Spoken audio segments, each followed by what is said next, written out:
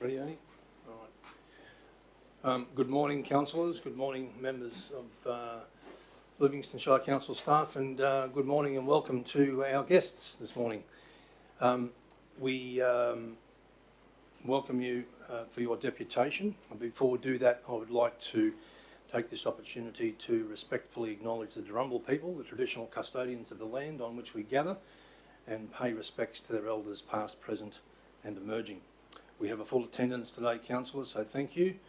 And there are no leaves of absence and no declarations of interest, I take it, councillors, in this matter.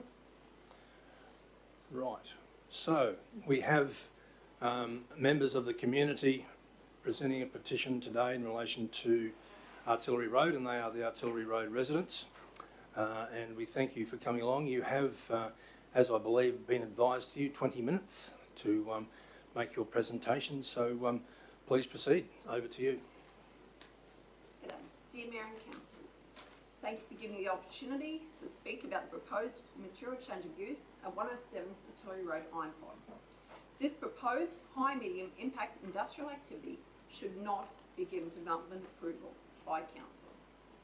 The EA permit, which has been granted by the DES, is not a development approval. The permit is merely a set of conditions within which KB Waste must operate.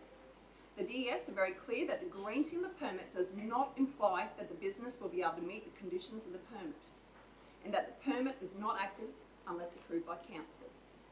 The proposed development has clear conflicts with provisions in the 2018 planning scheme, and the material submitted by KB Waste fails to demonstrate otherwise. These conflicts primarily relate to adverse impacts on matters of environmental significance, such as contaminated stormwater runoff into the two creeks and waterways on either side of the property, and creeks that run into Headlow Creek. Despite the technical reporting submitted by KB Waste, none of it demonstrates that areas of key concern can be resolved. Whilst their environmental consulting clearly defines risks to stormwater quality from the development and makes recommendations about what could be done, it fails to demonstrate that these quality objectives can be achieved. It is incumbent on Council and the Town Planner to critically assess the proposed development against the planning scheme. The experience of residents near the proponent's Parkhurst operation highlight that KB Waste in the past has not been able to mitigate the impacts to an acceptable level. And this is without the addition of crushing and jackhammering and screening industry. The Livingstone Shire, the Livingstone planning scheme specifically contemplates a scenario where some industry uses can be and should be allocated to Rockhampton rather than the Livingstone Shire. There is therefore an expectation that where Livingstone cannot accommodate the proposed industrial activities due to size required or the impacts, then these proposals should not be supported, but rather encouraged to Rockhampton.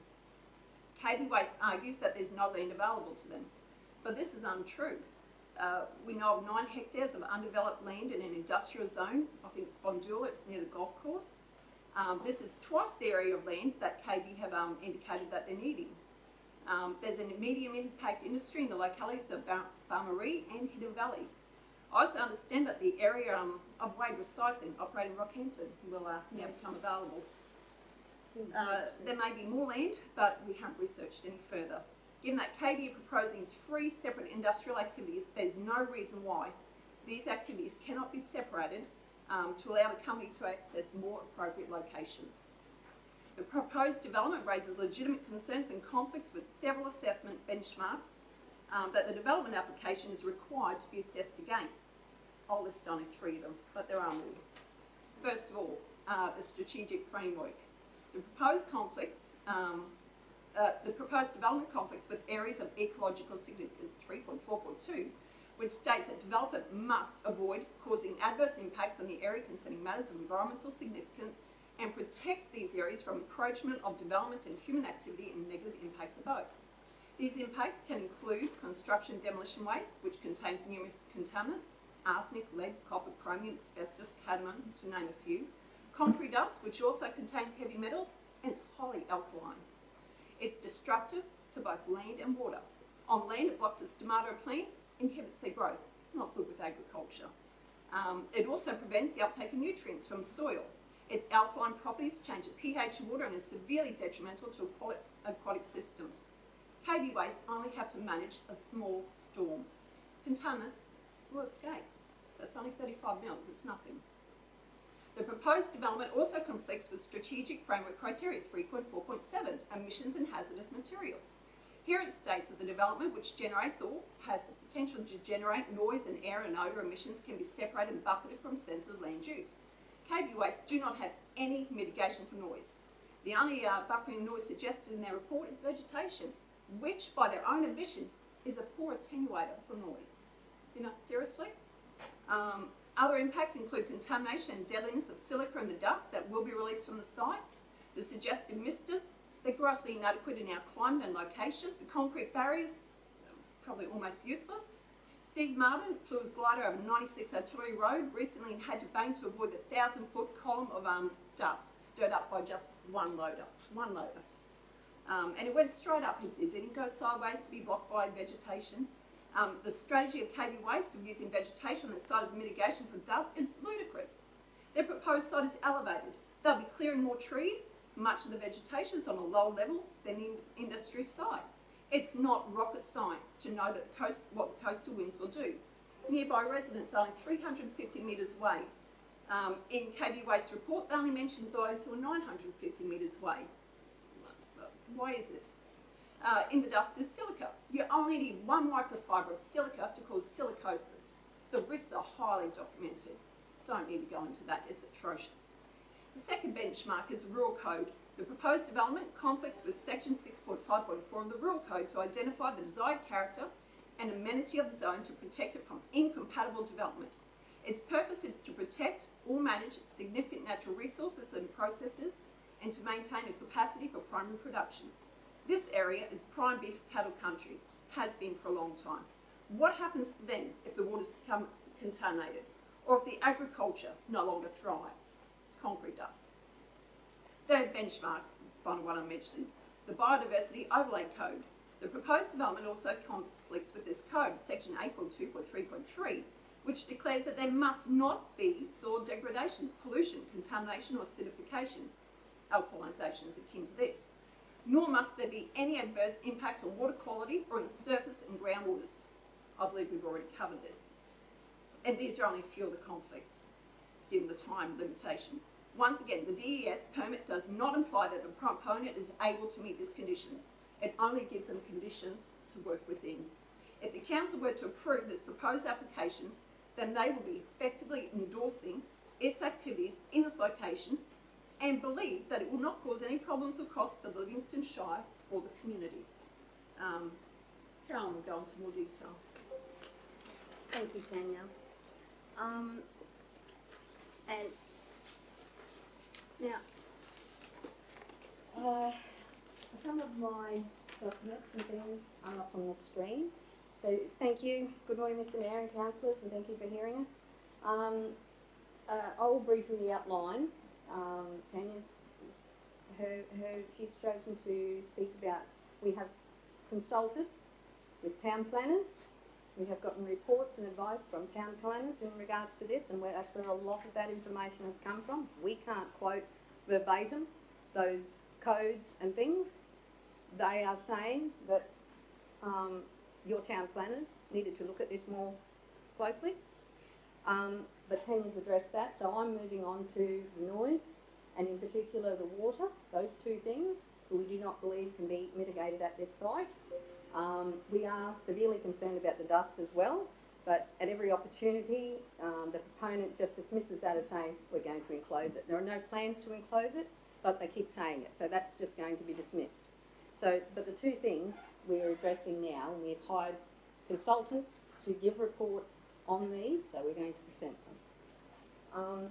Now, we have also been in contact with Minister Megan Scanlon, and I believe you, Council, have recently, this morning, spoken to Scott Blanchard he has been given the opportunity to sort out our concerns because of our contact with Megan Scanlon and also for Sam O'Connor's office. So this is a letter that was forwarded. It's actually in your folders. It's one of the things that we've inserted in your folders just for your future reference.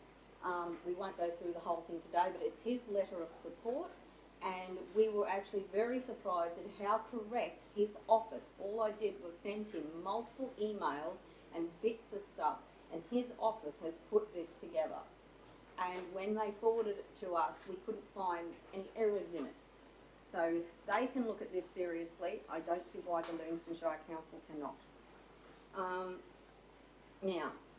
Many of the things that we will be talking about here today have already been discussed at our meeting at site on the 13th. We now have more details about these things, though our primary concerns remain the same. There are a multitude of things we would like to discuss at length, but we all need to go home at some point today. So we'll try and just focus primarily on these aspects.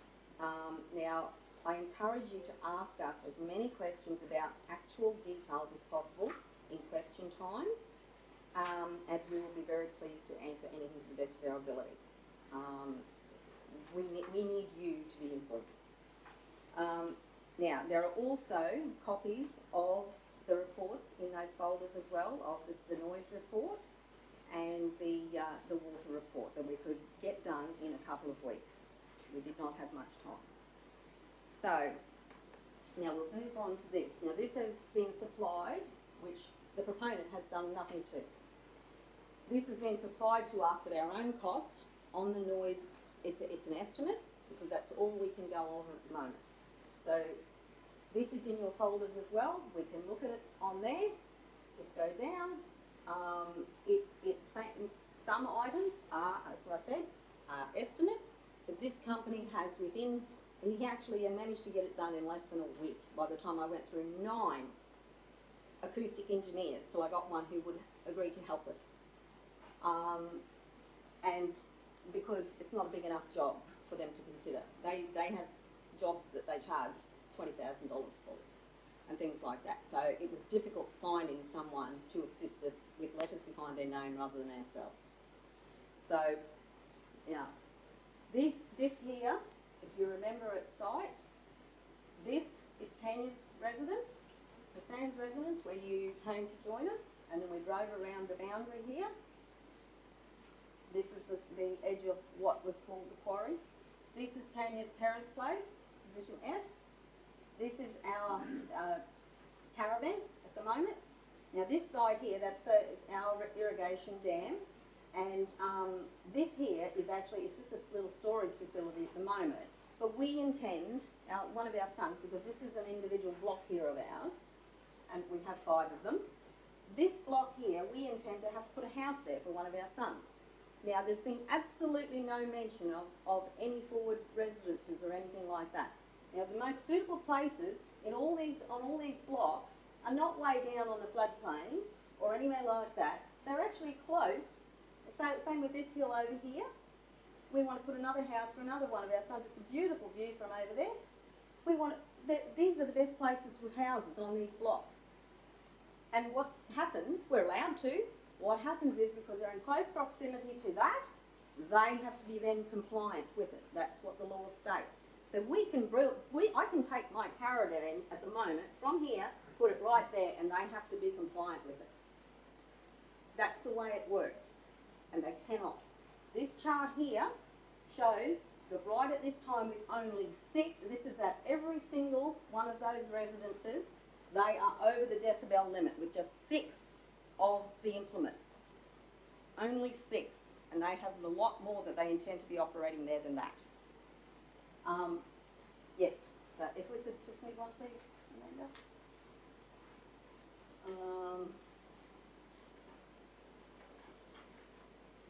Okay.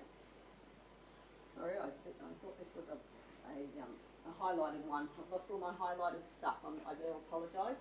Okay. Where do you want it? I don't know. It's moving so fast. Okay, there. Okay. How to read the table. For example, the rock breaker, item 2, is predicted to create that noise level, 58 decibels.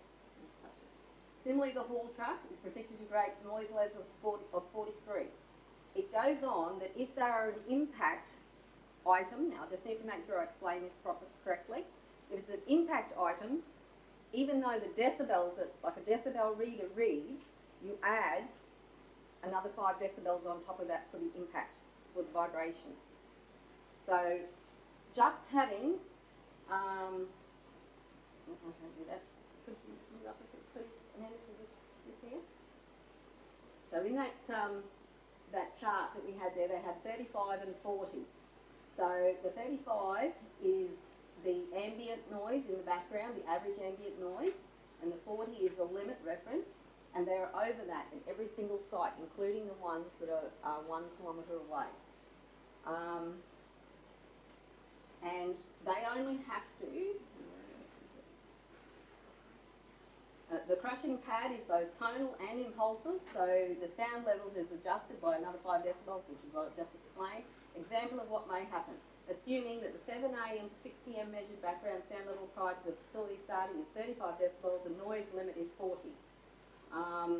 All the plant, if all the plant is used for 1 hour per day and generates a measured that of 1 hour noise level of 59.6 decibels at Residence A, our caravan, based on noise limit of 40 decibels, the resultant noise level is 19.6, above the noise limit. 19.6 decibels above, not the finished product. The noise is impulsive and tonal, so the dB penalty is added. And now it goes on to say, Amanda, sorry, Justine? Further, please, mate. I may have gone past it. These are, there's not a lot I can talk about here. They're on in them. This is the area. I can't actually read what he's got there, but the engineer has actually written stuff on there, and of course they're in your documents. Sorry, I think it's a touch screen. But anyway, the summation of this report clearly shows that at startup, there's a lot more information there. At this startup, it will be in non-compliance at every single residence it has listed, as well as one that we are planning to put there. And that's without anything being done, and they haven't said they're going to do a thing. And this is without all the activities and equipment considered. There's no glass crusher or compactor. There's no wood chipping or mulching, no metal skips being stacked, no reversing beepers constantly beeping all day, 6 days per week.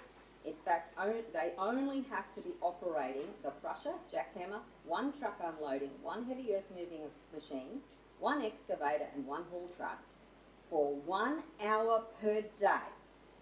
And they will be non-compliant according to noise levels alone. Remember at your last meeting, Council requested that would they consider reducing the time at which they operated the noisy equipment.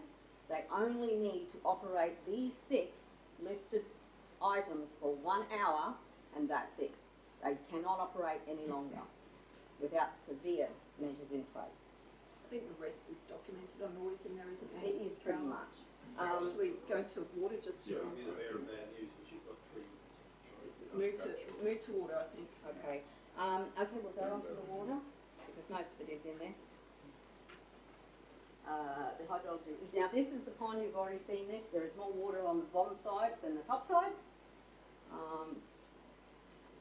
Actually, to the report, please, Justine. This is a page out of their own document where it states, it actually states that they will not be required to satisfy water quality assessment benchmarks because they are using less than 25% of the developable area. That is just a loophole used by these companies. What does the water report show? Does it show that they can contain the water that will run from this site? No, it doesn't, shows nothing. It literally, we will go on to it. Where is the actual, these are the actual maps. Now, if you remember, councillors, I said our mountain, this is our mountain. I said it curves around like a crescent and everything funnels towards that hill. This is the middle valley. Their pond is there. Our little dam is there. We sat here.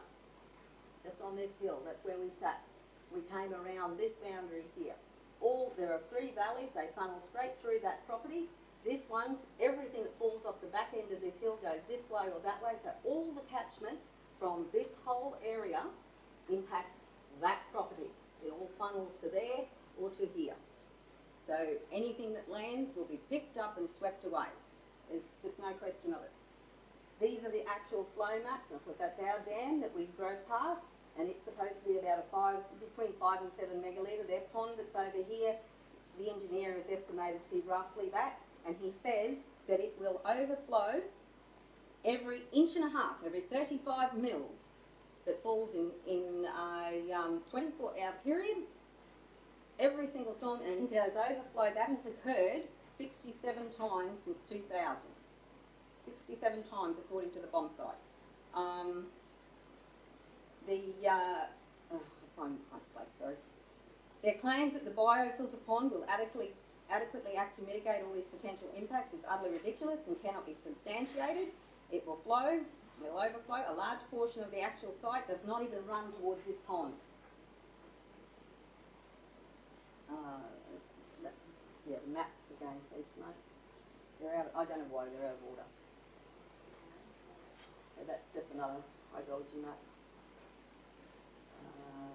The next one's the one I want actually. Oh, where is it? I think conclusively, when you look There at is that actually report, a half of their site that doesn't go anywhere near that site. There's over 11 acres of the property that goes straight towards Pep's property on the other side and Artillery Road, the runoff, and none of their documents have showed that at all.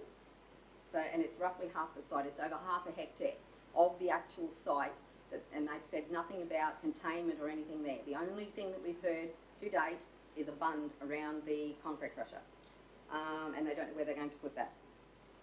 They cannot.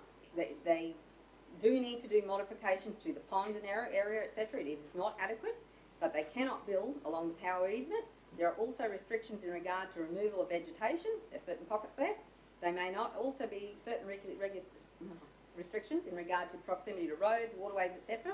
And the topography of the property itself adds its own challenges. In short, without significant planning and approvals, which have not been done, and financial outlay, the permit requires to not cause harm to land or water cannot be achieved in the long term either.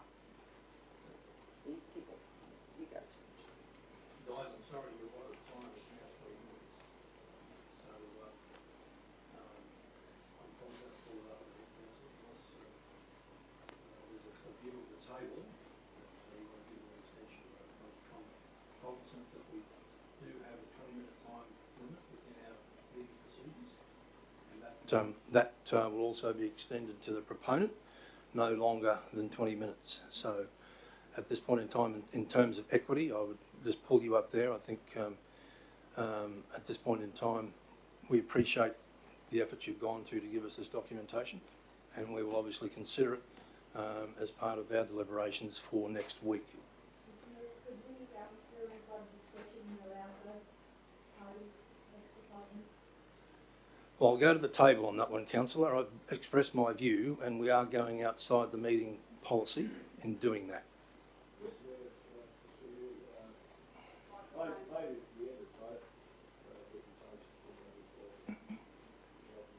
Yep. All right. So at this point in time, councillors, I'm going to thank the people, the members of their community for coming along and providing us with their deputation and their views. Council, I think, is in no doubt whatsoever as to what those views are, and we'll obviously take that on board as part of our deliberations for next week's meeting. So thank you again for the time and effort, and thank you for hosting us on site a few weeks ago, and all the trouble you've gone to so far. So thank you very much. Thank you.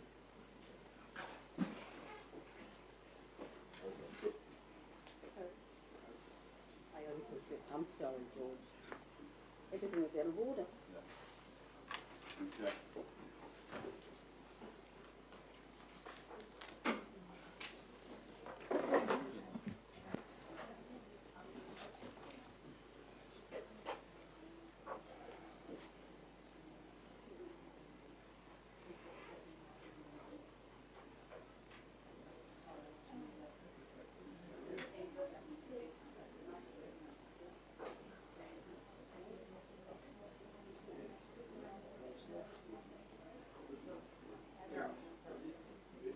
See you, George. Right. Yeah. In other words, we can Yes, you can. Yep, you're more than welcome. Second deputation said it was 1 p.m. 1 p.m. 1 p.m.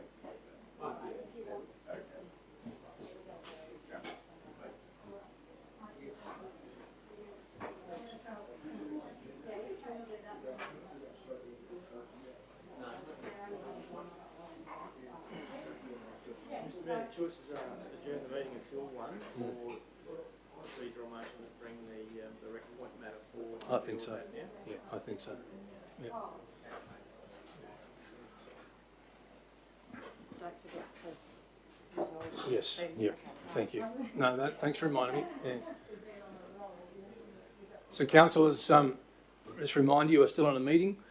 So we have a recommendation before us that the deputation be received. Moved Councillor Hutton, seconded Councillor Eastwood. Thank you. All in favour? Carried unanimously. Now, councillors, in the sake of expediency, I'm going to move a procedural motion that the matter in relation to Rec Point be brought forward on the agenda to be discussed, to be discussed now. And so I'm going to absent myself from the meeting as I have a conflict of interest in this matter, being a resident near Rec Point. So I'm going to hand the chair over to the Deputy Mayor, Councillor Bello. Thank you, Councillor Bello. Thank you, Mr. Chairman.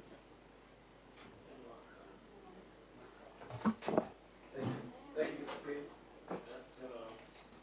There we go. You got the picture.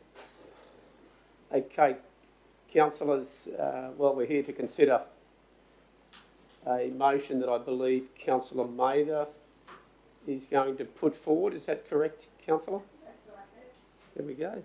Is there anybody else that feels the need to declare conflicts of interest or deal with that? If not, the recommendation is there before us. As in the report there, it's broken down into 4 elements. The council officers, I'll read it out for the public's benefit. Actually, I'll allow the councillor to do that. So, would you like to move that motion, Councillor Mather?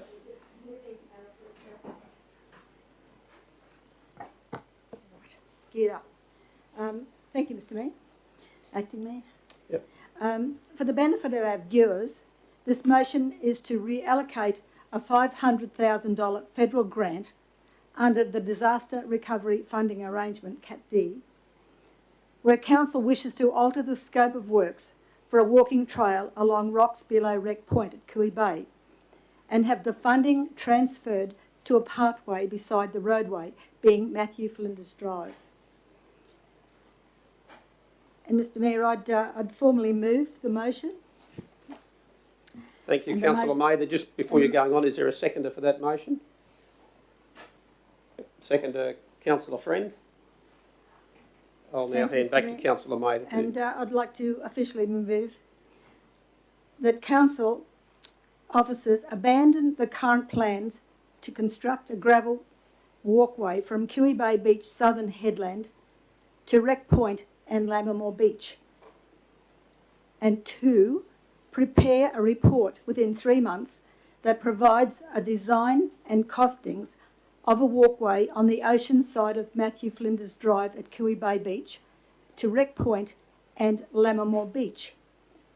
And 3, seek approval from the Building Better Regions Fund to have the $500,000 grant already approved transferred to Matthew Flinders Drive Walkway project.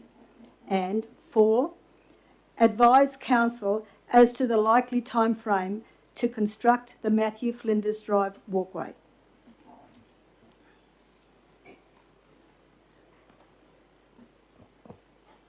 Councillors, obviously questions are encouraged and allowed, but in the absence of that, if there's not any, is there anyone speaking? I have some background, Mr. Mayor. You have some background you'd like to read, to Councillor the Mather? motion, thank you. That'd be fine. It's important for the public to know that this project is part of a joint investment of a $36.8 million for locally led bushfire recovery projects announced in August of 2020 by the Australian and Queensland governments. The development of Daniel Park Kiwi Bay precinct and its connectivity to Wreck Point and Lammermoor has been under discussion for over 10 years, with many ideas and designs being considered. The adopted option was to construct a walkway trail from the Kiwi Bay Beach southern headland to Wreck Point, then on to Lammermoor Beach. This involved construction over rocks in many parts. It was intended that an all abilities pedestrian walkway / pathway would be later constructed on the seaward side and adjacent to Matthew Flinders Drive. The successful funding grant of $500,000 to construct the adopted option was announced in December of 2020. During current budget deliberations, and a notice of motion from Councillor Bello caused Council to rethink the best use of this funding at this time. It was important to ensure the funding was going to serve the greatest purpose and the greatest number of residents and visitors. This would also ensure all abilities access from Kiwi Bay to Lammermoor. This, of course, required approval from the federal funding body to change the scope of works for the grant. Preliminary discussions have been held with the federal member with no guarantees that permission will be given. The first step will be to have a resolution to seek that approval to redirect the money to the greater cause, the very reason for this motion today. Thank you, Mr. Mayor. Thank you, Councillor Mather. Would anybody like to speak against the motion?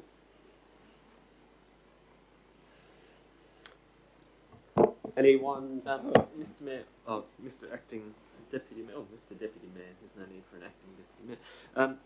I guess the question that I was looking to ask is, firstly, I have a question of officers in regards to the timing for the approved project guidelines and what capacity there is to seek an extension or the likely success of an extension in that matter, and then I'll have a follow-up question beyond that. Hand over to the CEO to respond there, if that's appropriate, Mr. CEO. Happy to, Mr. Chairman. We have enjoyed some success in having some flexibility extended around the disaster recovery funding arrangements for other projects. I guess until we specifically ask this question, we won't necessarily know our chances of success. I believe in terms of the funding that's been allocated, the project was due to be completed in 2023. Sorry, 2021-22. And so the secondary question is, do we have within our design team the capacity to examine not only the suggestion that's before us, but potentially maybe if, and I'll, based on whether the agreement will come from the mover, to actually seek a couple of alternate costings and designs to get the right fit for the funding, or would this be the case that we only have the capacity to meet the desire of having one design and costings provided?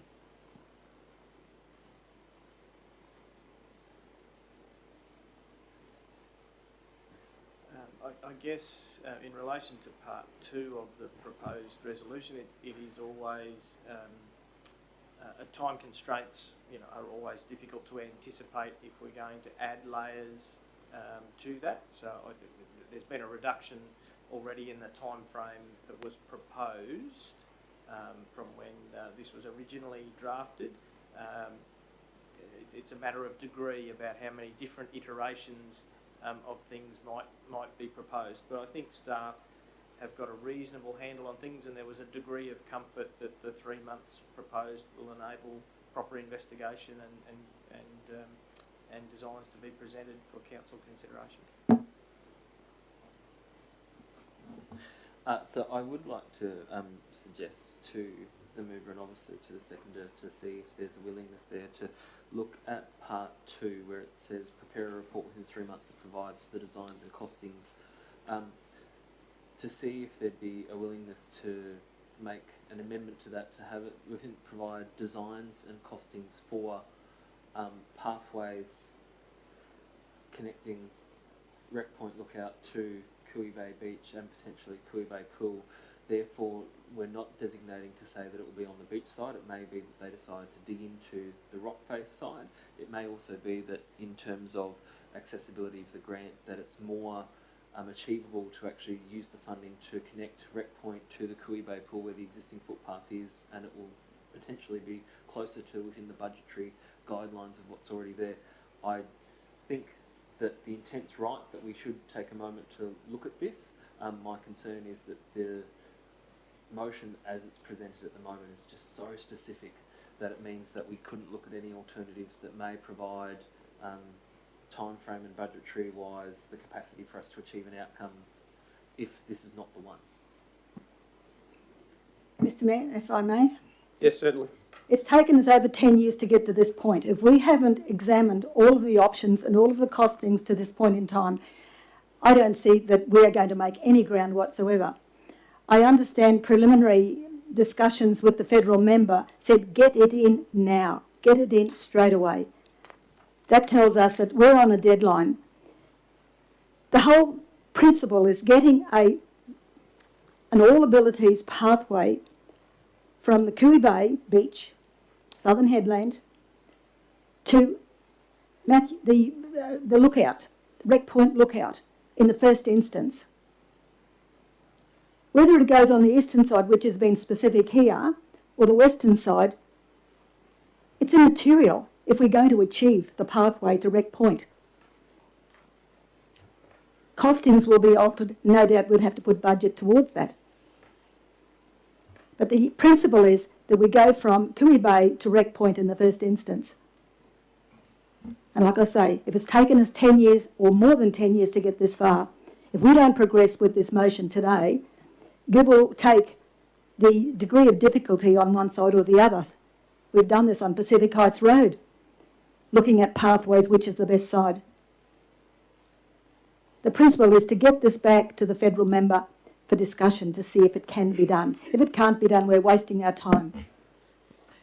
Through Thank you, you, Councillor Mather. Councillor Friend. Thank you, through you, Have Mr a Chair. question? Not so much. Councillor Hutton posed a question to the mover and seconder of this particular motion. I am in agreement with Councillor Mather that we do need a footpath from the beach to the lookout. However, I am flexible as to what side of the road this pathway will be on, whether it's on the beach side of things or whether it's near residential properties on the other side. So I'm flexible in relation to what side the path should be on, but we do need a path from the beach to the lookout. Thank you there. And perhaps if I could just make comment with the agreement of the table there, I believe Justine there has removed some wording in number 2, Justine there. And I probably would support an amendment also whereby we don't nominate on the ocean side, I believe, but we just keep it relatively generic, speaks to the intent, prepare a report within 3 months to provide the design and costings of a pathway on Matthew Flinders Drive from Cooey Bay Beach to Wreck Point and Lamore Beach.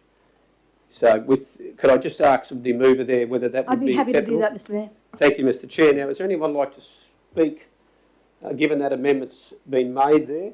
Would anybody else like to speak to the motion? For those that haven't had an opportunity.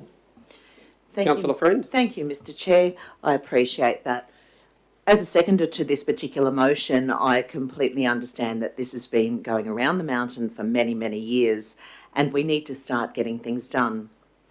After visiting the site and speaking to general residents in the area only today, they were very excited at the prospect of this particular pathway and walkway and all abilities where people can push their prams up the hill if they wish to.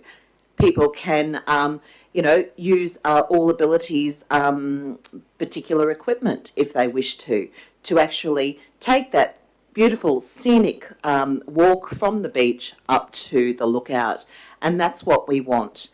So we do rely on our officers, and they do an amazing job. And I also imagine that and expect that they'll do an amazing job on this particular motion as well. So I commend it to the table, and I'm all for it. Thank you.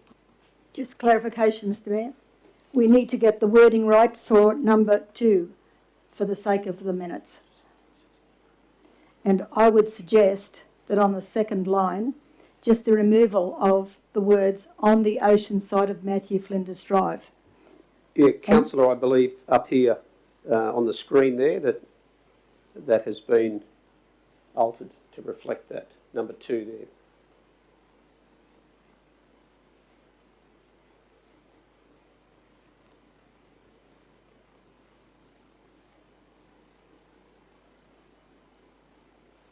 No.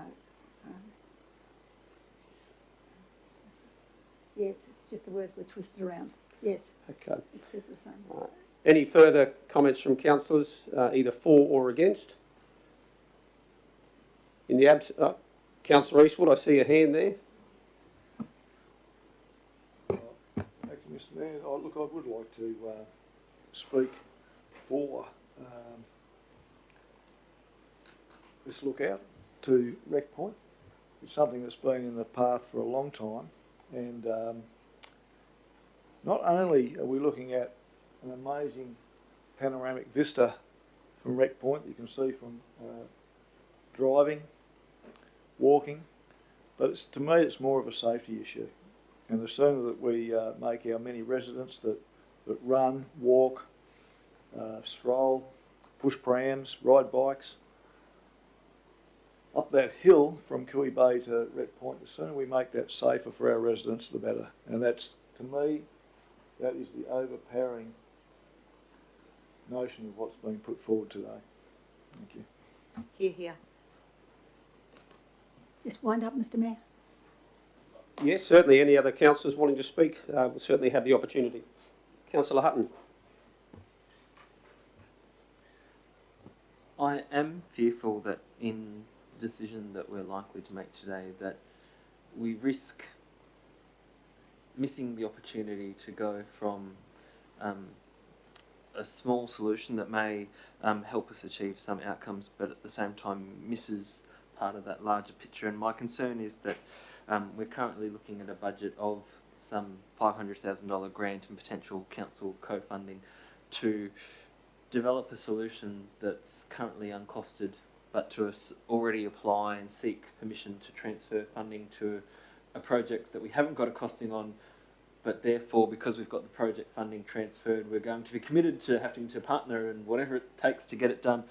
That creates a level of fear for me.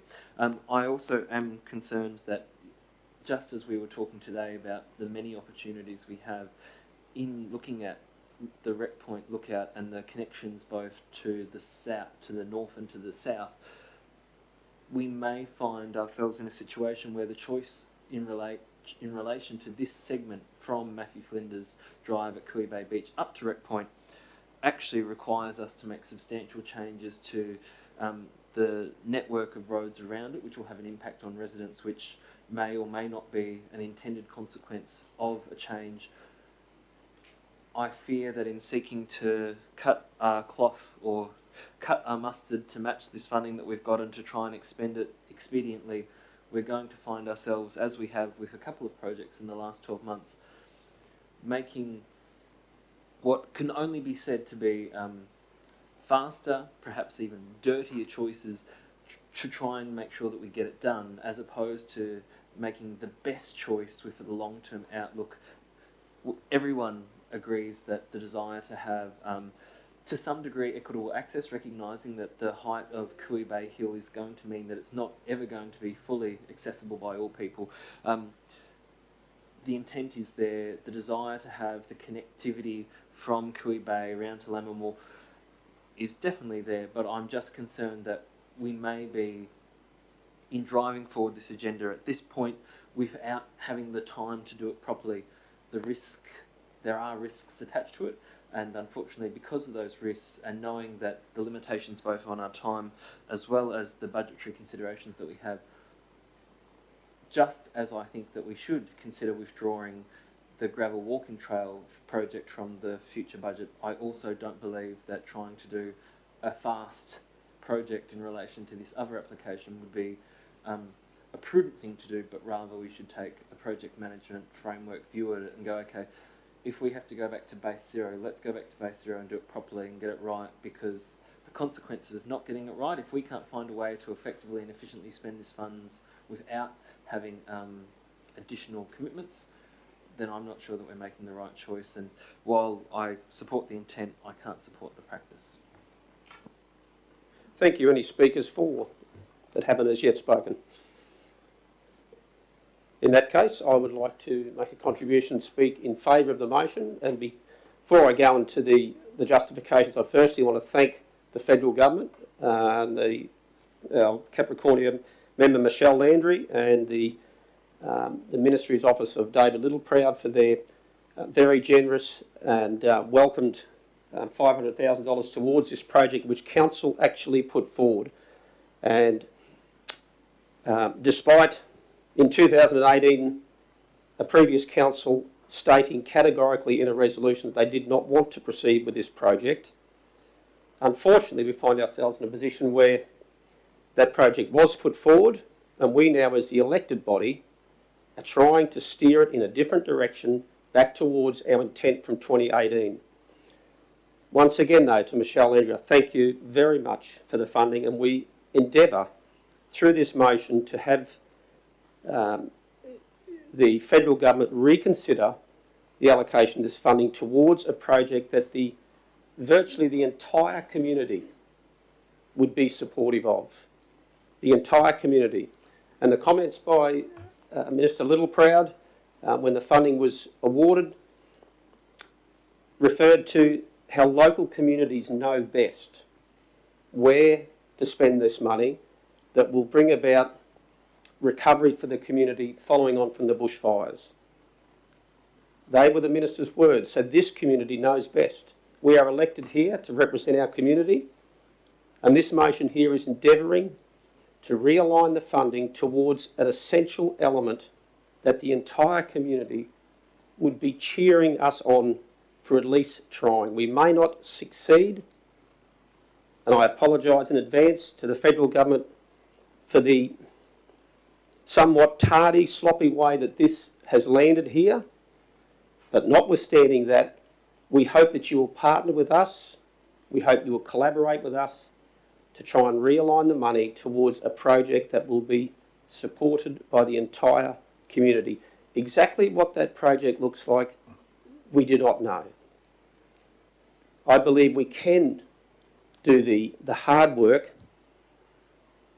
in an efficient way that delivers the best available project and ensures that that $500,000 and our $85,000 contribution goes towards infrastructure that the entire community will be absolutely grateful to receive. So if we don't ask, we will not know. But this motion is about being prepared to ask, and that's all it is we're doing. And I thank them in advance for considering at least our request to partner with this community. Thank you. Councillor Mather, would you like to wrap up? Thank you, Mr Mayor. Thank I you. wasn't going to, but I think there's a need now. This is all about getting it right. It's no shame in changing our mind as to which direction we're taking. If there's new information that comes forward, if there's something that causes us to rethink it, we'd be stupid not to do it. Whether the answer's still the same or whether we change our mind, it doesn't matter as long as we consider it. And that's exactly what we're doing here today. We talk about a level of fear from a previous speaker. The level of fear is losing faith and losing face to the state government, the federal government, and more importantly, our people who put us here to make these good decisions, to make us sit here and think what we're doing sometimes.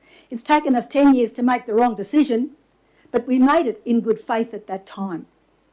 But when we have a look and see how much money's available to us, it only goes so far, and nobody knows better than we do. We know very well too, Matthew Flinders Drive is falling apart. It needs to be reconstructed. It can all be part and parcel of that reconstruction. Which side of the street it goes on, it doesn't matter. As long as it fits, as long as the costs fit. And if we run short of money, we do what we've always done. We look at other projects that can take a back seat at that time. We take that money and put that into the following budget and tack it onto this one to make an outcome that'll fit the majority of the people. This is going to be something it'll be a historical event because it took so long to make a decision that's right in itself. But I am not ashamed and I'm not afraid to say, so we messed up. So we thought we did right at the time. But now that we've rethink the whole thing, we know where we're going. And I too thank the federal and state government for the funding that they put up in Category D. Because without that, we'd be forking out $500,000 of ratepayers' money. Because it has to be done. It must be done. And we want it to go to the best place where it covers the best number of people for the best reasons. And I think that's all I need to say, Mr Mayor. Thank you. Division's been called. Thank you, Councillor Mather. Thank you, councillors. Okay, division's been called. Those in favour of the motion, if you could please stand. As we can see, we have Councillor Eastwood, Councillor Mather, Councillor Friend, Councillor Watson and Councillor Bello.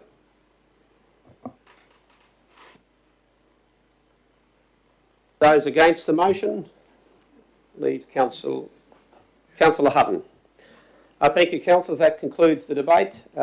We can now bring the mayor back in, Mr. CEO. Yeah, Mr. Mayor, I'm sure the mayor wouldn't mind. The next item of business is really to adjourn until the 1 p.m. deputation. I'm sure the mayor wouldn't mind if councillors proceeded that way. A procedural motion to adjourn until 1 p.m.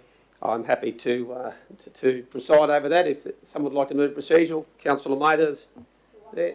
To 1 o'clock, those in favour? That's passed. Thank you. Thank you, Mr. CEO.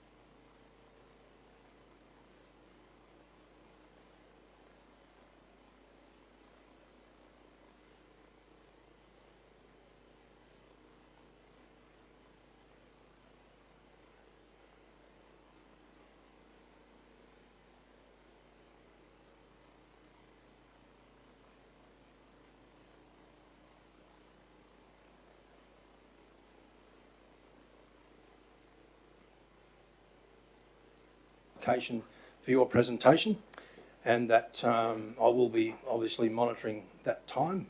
The group that presented this morning were kept to 20 minutes, and I think in the case of, in the need of fairness, we will do the same with you. So if at the 20-minute interval you have not completed your presentation, I will pull you up. Okay. Now, if you get to 20 minutes, that's it. If you finish earlier, there may be time for questions, but not beyond the 20-minute mark, if you understand what I'm getting at.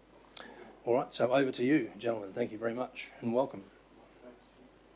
Thank you very much. And I do want to thank the submitters for their presentation earlier today. It actually gives me some good visibility of what they are and aren't aware of at the moment. Cognizant of time, I think most of you know who I am and what I've done previously, but I'm not working for a big business anymore. I'm working for a very small company. Kanga Bins has 12 staff at this point in time. We're not intending to turn into a multinational overnight. I'm really glad that this process is going ahead too, and that the councillors are asking questions. You as the elected representatives, this is exactly what you should be doing. But unfortunately, the project isn't what it's been made out to be thus far on social media. I've kept silent despite the social media campaign, but today I'll give you a layman's understanding of exactly what the project encompasses. The reason that we haven't provided all the details is not because we're trying to hide details, it's simply because there's a heck of a lot of information, reports, 230, 240 pages of different reports, a 92-page environmental report, a 97-page traffic report, an 18-page stormwater report, a 6-page noise acoustics report, and I actually was given one about 3 minutes ago from Gideon, which is on offsets, so another 14 pages. Completely unaware of it because we haven't sorted out offsets yet, but the work has already been done. So we've invested quite an amount of money into this moving forward, on the hope that the DA ultimately goes through. I'm going to make available all these different reports to the councillors. I have a USB, which by all means, they are commercial there's some commercial confidentiality, so please don't chew them around, but they are for you guys to pull apart as you need to. And I'll talk to all of the specifics that are in these reports. So, as I said, we're a small business, less than 12 staff. Importantly, the facility is not a landfill, it's a waste transfer station. So if we get 1 tonne of material in, 1 tonne of material goes out. We do need to separate it, because in separating it we gain value from the derivatives, whether it be metal, different types of metal, or concrete, which is a byproduct that unfortunately we've got to take. It's worth only $18 a tonne, so the less that I could take, the better it is. I don't want it, I don't need it, but we get $200 a tonne on the metal that reinforces concrete. So, you know, there's value in it. Now, if we're not separating this, where it's going is landfill. So it goes into your landfill. Now, what you do with it as Livingstone Shire Council or Rocky Council, that's up to you. I dare say you probably do the same measures that we want him to do, which is crush the concrete, separate the metal out, and then sell the derivatives or use the derivatives in however you use it. So, you know, the motivation for this type of facility is that we are a commercial operation. We make some money out of it and avoid spending a lot more money. And we're not unique. We're after 2 ERAs, or environmentally relevant activities, an ERA 54 and an ERA 62. Now, without going into details of what they are, there are 2 ERA 54s in Livingstone already and 2 ERA 62s. In Rocky, there's 2 54s, there's 20 62s. So we're not a unique operation. This sort of thing is going on around us. It's not going on at Artillery Road at the moment, and this is why the submitters are where they're at. And I understand. I do understand, but I don't think they understand the scope of the operation.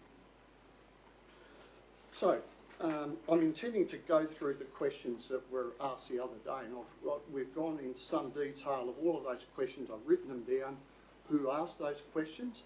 There are actually 26 questions and time limiting. I can't actually go through all of them, but again, I'm going to make available to the councillors the questions, who asked them and the responses. So I'll go through 11 or 12 today. I will ask if I can get a 5-minute warning too, just in case so going through the questions, and there are 5 really obvious themes throughout those questions. Noise, surface water runoff, dust, traffic and road impacts, and the visual and environmental issues. So hopefully I'll cover as many of those as possible right now, and I'll deal directly with the questions. Councillor Friend asked, where is the catchment area for groundwater runoff? Well, surface water from the project.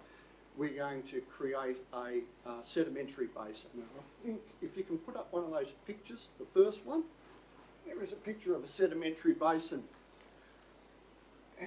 And I'll talk to that very quickly.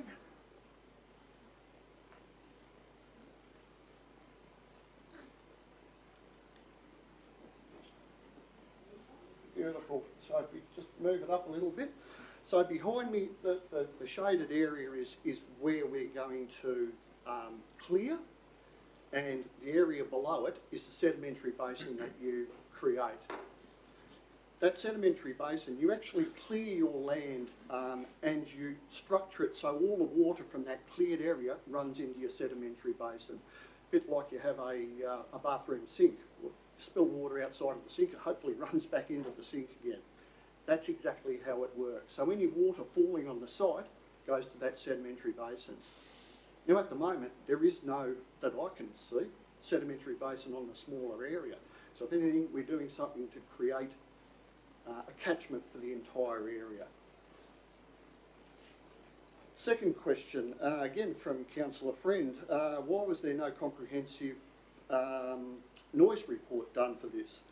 Now, several factors were considered in making the determination that a comprehensive noise report was not required for the ERAs. Historically, the site was used as a quarry.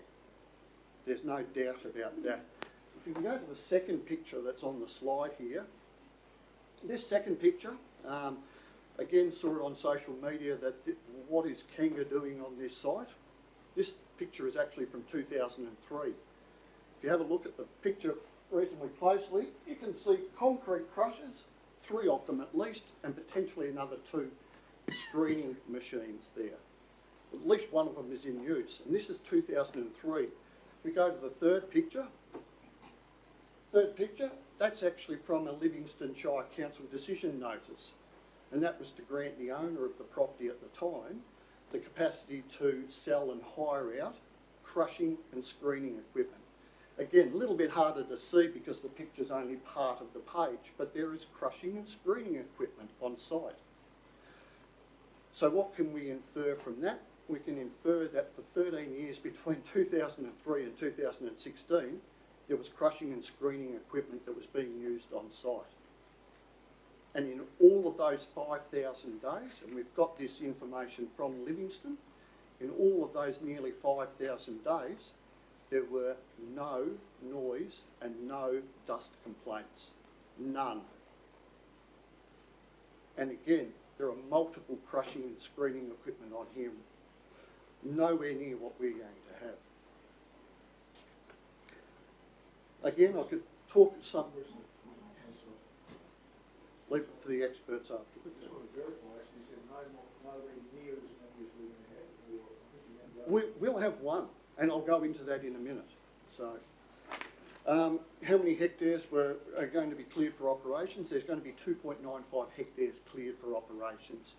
As an offset to that, we have to make available 2.95 areas as an offset facility. I'm sure the councillors are aware of that. An offset will be in our northwest corner of our site, and yeah, we can point to it up there. Sorry, the offset picture is something I didn't have until 5 minutes ago, but I will make that available to you guys. Again, it hasn't been scoped out with council to the fullest degree yet, but at least a one-for-one offset that we have to keep as pristine land, not touch it in any way, shape or form. Actually have a management plan for it. Councillor Hutton explained the safeguards relating to the creek. McMurtry Consulting Engineers, again, have done quite a significant stormwater management plan.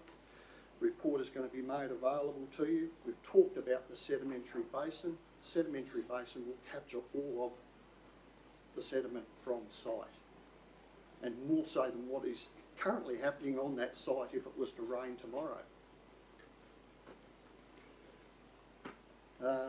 Again, Councillor Hutton, does the development present any weaknesses or flaws?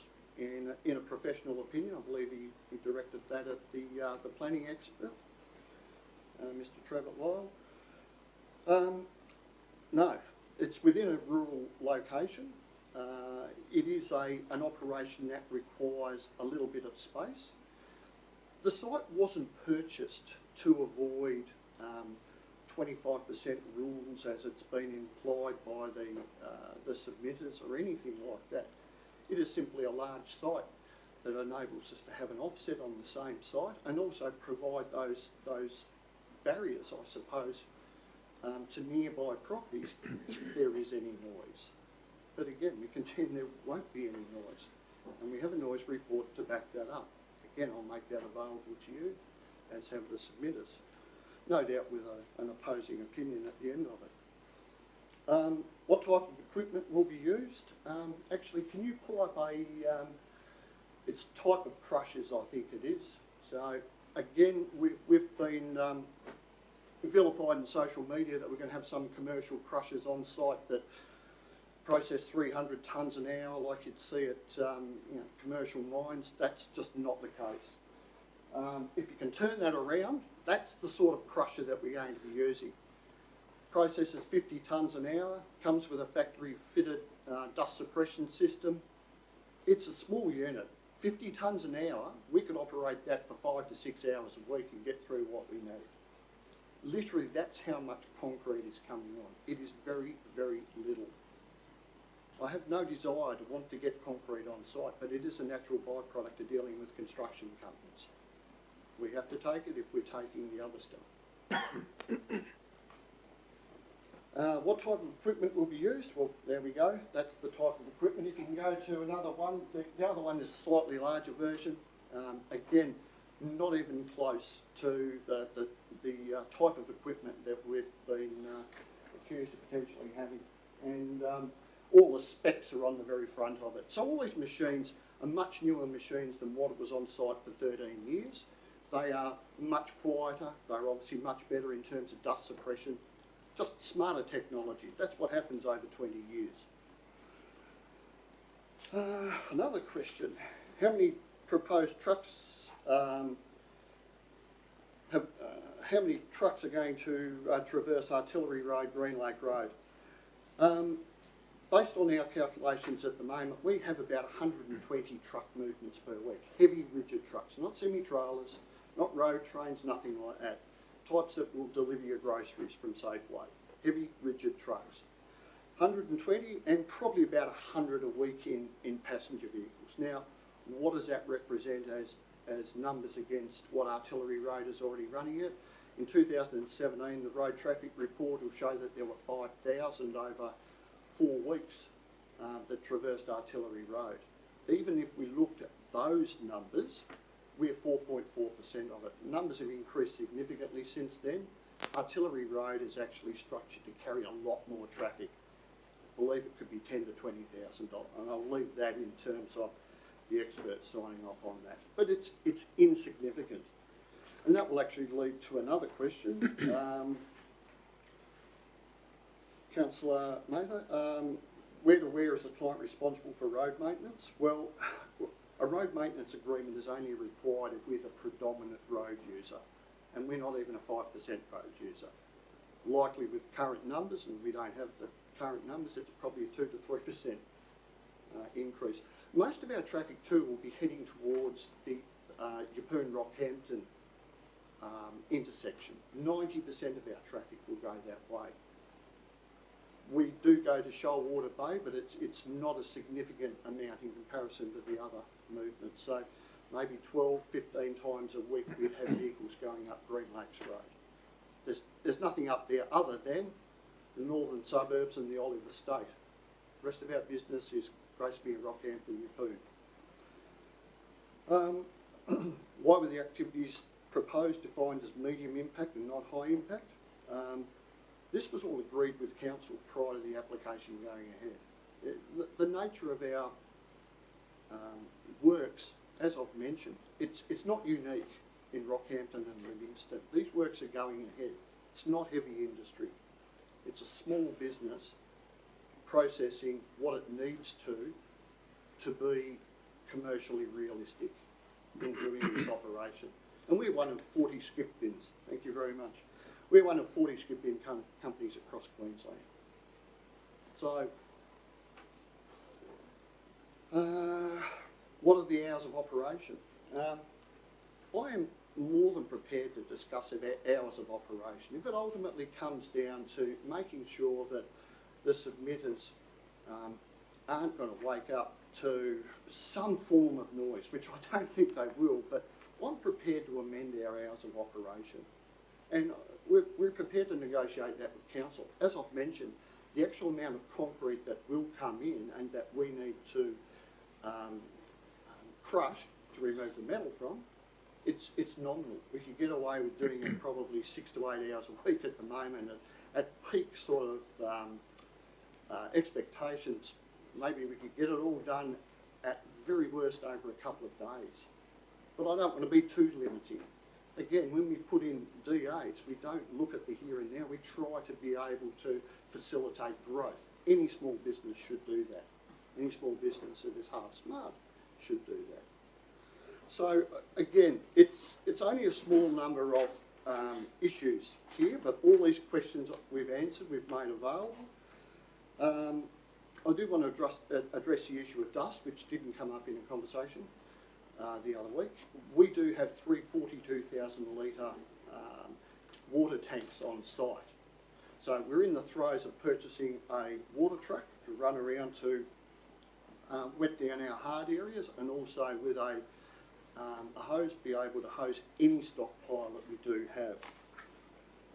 We know that what the rainfall is in Iron Pot, 622 mils. We know that those tanks are going to get filled up at least a couple of times a year, because we have 360 square metres of roof line that feeds all into the tanks. So for every mill of rain, we're getting 360 litres. It's just simple maths. Again, all our crushers are going to be, late model crushers. They'll have dust suppression systems. The environmental approval requires us to have conveyor belts that are fully enclosed. It's already a condition. And we're going to create a hard stand with materials that will minimise dust. So, with all that being said, I do have one final point, and look, I understand the submitters' fears about the facility, and I will address this to you. I would be happy to talk with any of you regarding the fears that you have for this facility. It is not what you think. It is not what you've made this out to be. It's already happening in Livingstone. And as for the comment that was made 2 hours ago about you recommended that there was land out in Bondoola, or perhaps we could even go to Rockhampton. So I understand that self-interest is a motivator in terms of why you don't want to see this in place. But at the end of the day, I don't think your fear is with the site itself, otherwise you wouldn't be recommending we can go to Bondoola or Rockhampton. Peter, can I suggest you limit your remarks to the development application per se, rather That's me finished, Andy. Thank you for that. Right, councillors, we're 2 minutes off time, so is there any quick questions for Peter or the team?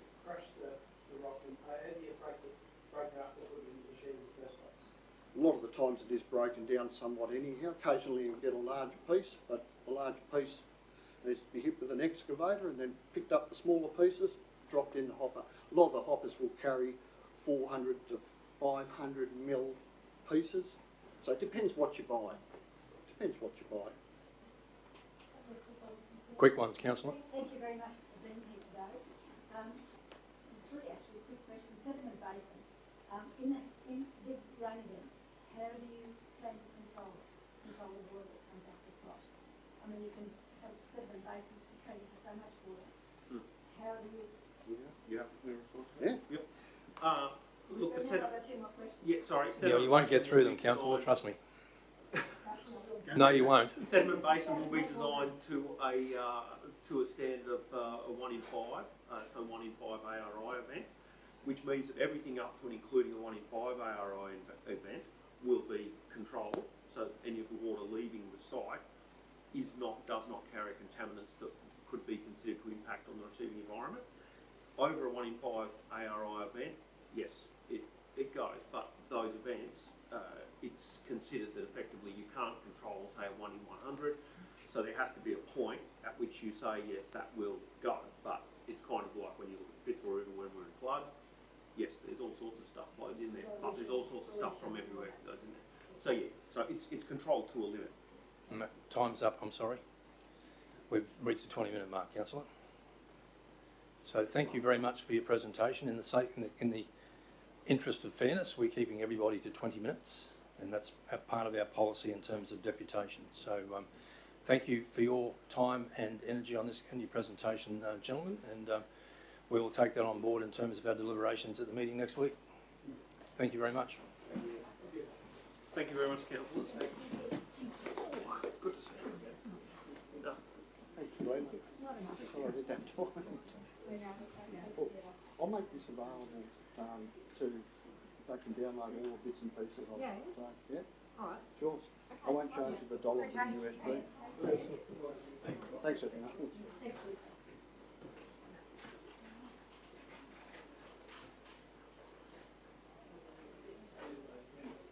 Yes, oh yes, you're still here.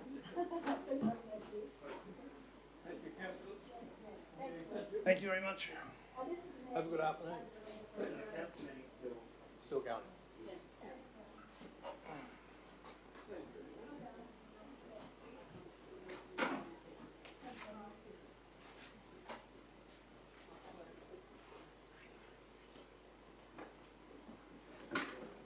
Yep. Thank you. So the recommendation before us, councillors, is that the deputation be received. Councillor Hutton is moving. Councillor Mather is seconding. Thank you very much. All in favour? Carried unanimously. Thank you. And as that's the last of the items on the agenda, as I understand it, councillors, I'll bring the special meeting to a close. Thank you for your attendance and thank you for your consideration of the deputations and the rec point matter. Have a great afternoon. Thank you to